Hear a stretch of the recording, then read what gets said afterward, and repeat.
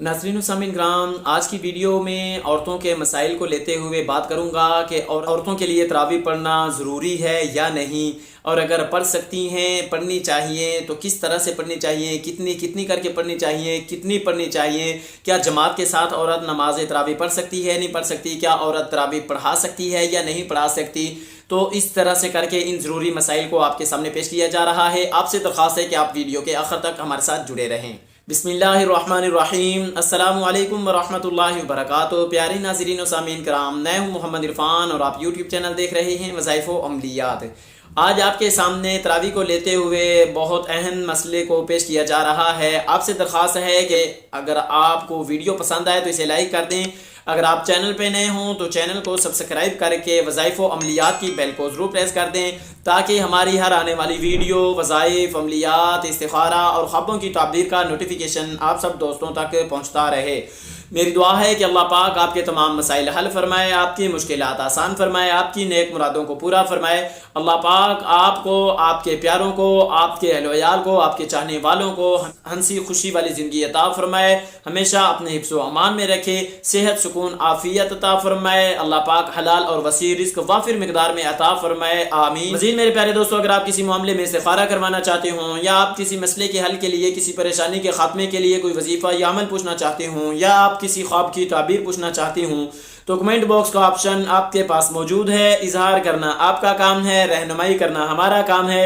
इंशाअल्लाह बेहतरीन, आसान, उम्दा अंदाज में इस्लामी उसूलों को मद्देनज़र रखते हुए आपकी रहनुमाई की जाएगी। बात करते हैं कि औरतें किस तरह से करके तरावीह पढ़ें, कितनी कितनी करके पढ़ें, जमात के साथ पढ़ें या ना पढ़ें। सबसे पहली बात तो आप ये नोट कीजिएगा कि तरावीह की नमाज जो है ये सुन्नत मुअक्किदा है, ये फ़र्ज़ नहीं है। कुछ लोग समझते हैं कि शायद ये फ़र्ज़ है। बात ये करते हैं कि आया औरत तरावीह की नमाज पढ़ा सकती है या नहीं पढ़ा सकती, क्या औरत के लिए तरावीह में कोई गुंजाइश है या नहीं है।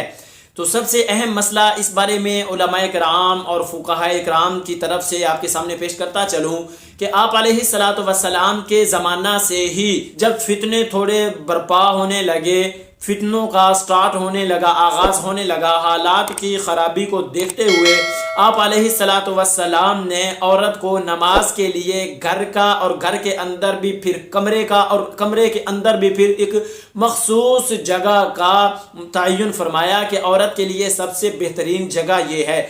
अगरचे आजकल के ज़माना में बहुत सी औरतें बहुत से महलों में, बहुत सी जगहों पे चली जाती हैं, ईद की नमाज के लिए भी जाती हैं, जुमे की नमाज के लिए भी जाती हैं, तरावीह की नमाज के लिए भी जाती हैं, लेकिन लेकिन लेकिन फुक़हाए किराम और अहनाफ के यहाँ ऐसी औरत का घर से निकलना नमाज के लिए दुरुस्त नहीं है। वो नमाज घर में ही पढ़े।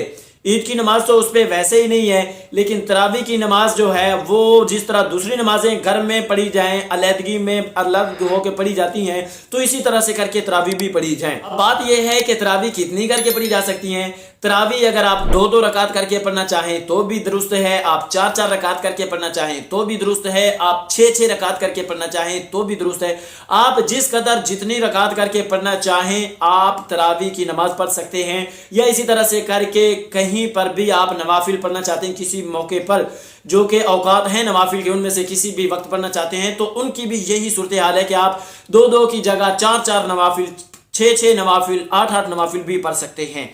तो ये इस तरह से करके औरत के लिए जो ज़रूरी है वो यही है कि वो जमात को छोड़े, वो घर से बाहर निकलने को छोड़े। और ये जमात का किस लिए मना किया गया, इसलिए मना किया गया है कि औरत का जहाँ पे दूसरी चीज़ों का पर्दा है वहाँ पे आवाज़ का भी पर्दा है। तो औरत अगर नमाज पढ़ाएगी, जमात कराएगी, तो फिर उसकी आवाज़ आस पास में जाएगी, जिससे अल्लाह के नबी ने मना किया है कि औरत अपनी आवाज़ का भी पर्दा रखे। तो इसलिए उलमाए किराम ने जमात से मना फरमाया है। तो सहाबा इकराम, ताबीन, तबा ताबीन और इसी तरह से करके आज तक के ज़माना में औरत को अलहदगी में अलग नमाज पढ़ने का ही एहतमाम का हुक्म दिया गया है। आखिर में इतना कहूँगा कि नमाज़ें पढ़ते रहिए, नमाज़ों का एहतमाम कीजिए, मुझे अपनी दुआओं में याद कीजिए। मेरी नेक्स्ट वीडियो तक अल्लाह हाफिज़।